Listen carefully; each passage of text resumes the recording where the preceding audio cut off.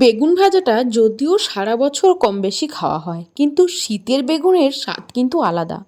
আমার মতো যারা যারা বেগুন প্রেমী আছো তারা কিন্তু বেগুন ভাজা খাওয়ার জন্য শীতকালের জন্য ওয়েট করে।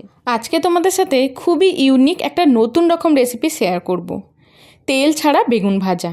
হ্যাঁ, ঠিকই শুনেছেন, অনেকে কিন্তু বেগুন ভাজাটা খেতে পছন্দ করে, কিন্তু তাদের তেল খাওয়া একদমই বারণ থাকে। তেল ছাড়াই যদি মুচমুচে বেগুন ভাজাটা বাড়িতে বানানো যায় তাহলে তো বেশ ভালো হয়।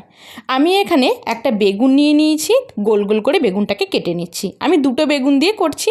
আর আমি এই বেগুনটা মশলা ফ্রাই করব, কারণ যেহেতু তেল ছাড়া একটু মুচমুচে আর মুখরোচক না হলে কিন্তু ভালো লাগবে না। একটা বোলের মধ্যে প্রথমেই নিয়ে নিচ্ছি 3 চামচ বেসন। এবার নিয়ে নেব 2 চামচ চালের গুঁড়ো। যেহেতু একটু উপরটা মুচমুচে ভাব আসবে সেই কারণে এখানে চালের গুঁড়োটা দেওয়া। দিয়ে দিচ্ছি পরিমাণ মতো হলুদ গুঁড়ো, 1/2 চামচ করে দিয়েছি।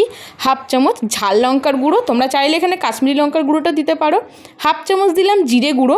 আর যদি বাড়িতে চাট মশলা থাকে চাট মশলা দিও, না হলে যে ম্যাগির যে ম্যাজিক মশলাটা পাওয়া যায় ওটা 1/2 চামচ দিয়ে দিতে হবে। সবশেষে দিয়ে দেব পরিমাণ মতো নুন। এবার এই সব শুকনো মশলাগুলোকে খুব ভালো করে চামচ দিয়ে মাখিয়ে নিতে হবে। বেগুনটাকে আগেই ধুয়ে জল ঝরিয়ে রেখে দিতে হবে। একটু বেগুনটা ভিজে ভিজে থাকলে কি হবে, এই যে গুঁড়ো মশলাটা আমরা বানিয়েছি উপরে কোটিংটা খুব ভালো করে কিন্তু লেগে যাবে।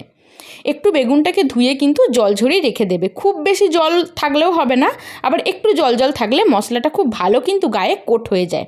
প্রত্যেকটা বেগুনের গায়ে এরম করে মশলাটা একটু কোট করে নিচ্ছি। নিয়ে বেগুনটাকে 5 মিনিটের মতো একটু রেস্ট টাইমে দিয়ে দেবো। তারপর আমরা এটাকে ফ্রাই করে নিচ্ছি।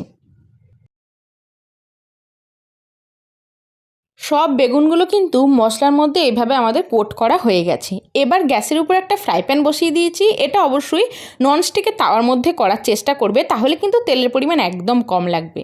বেগুনের যে বোটার দিকে অংশ থাকে সেটাতে 2 থেকে 3 ফোঁটা তেল নিয়ে খুব ভালো করে প্যানের উপর বুলিয়ে দিয়েছি। জাস্ট অল্প 2 থেকে 3 ফোঁটা ফিউ ড্রপস তেল নিয়ে বুলিয়ে দিতে হবে। তারপর বেগুনগুলোকে এরমভাবে সাজিয়ে 2 মিনিটের জন্য ঢাকা দিয়ে রাখবো। একদম ঘড়ি ধরা 2 মিনিট পর ফিরে এলাম। একটা পিঠে 2 মিনিট হয়ে যাওয়ার পর আর একটা পিঠ উল্টে দেখিয়ে দিচ্ছি। দেখে কিন্তু বোঝার একদমই উপায় নেই যে বেগুন ভাজাটা তেল ছাড়া হচ্ছে।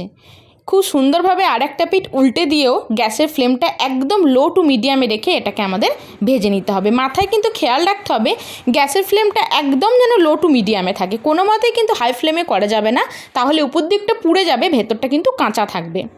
আর একটা পিঠও খুব ভালো করে 2 মিনিট পর উল্টে দিলাম। যদি মনে হয় এখন একটু রাখতে হবে তাহলে ঢাকা দেওয়ার আর দরকার নেই। গ্যাসের ফ্লেমটা মিডিয়ামে রেখে খুব জোর হলে 30 সেকেন্ড কি 50 সেকেন্ডের মতো একটু এপিটোপিট করে নিলেই কিন্তু বেগুন ভাজাগুলো একদম রেডি হয়ে যাবে। আমার বেগুন ভাজা কিন্তু একদম রেডি হয়ে গেছে, তাও বিনা তেলে। তোমাদের এখানে আমি বুঝিয়ে দিচ্ছি, দেখো আমি চামচ দিয়ে উপরটা ঘষছি, বুঝতেই পারছো খুব সুন্দর একটা মুচমুচে যে সাউন্ডটা হয় পুরো হচ্ছে। আর দেখিয়ে দিচ্ছি, দেখো একটা বেগুনকে একদম খুব ভালোভাবে ভেতর থেকে সেদ্ধ হয়ে গেছে। এই তেল ছাড়া মুচমুচে বেগুন ভাজার রেসিপিটা কেমন লাগলো আমাকে কিন্তু জানিও। আমি কিন্তু এখানে মাত্র কিছু ফিউ ড্রপস 2 থেকে কি 3 ফোঁটা তেল দিয়েছি, তাও সেটা বেগুনের বোঁটা দিয়ে মুছে দিয়েছি। রেসিপি ভালো লাগলে লাইক করে দিও, ভিডিওটা প্রচুর শেয়ার করো। Thank you.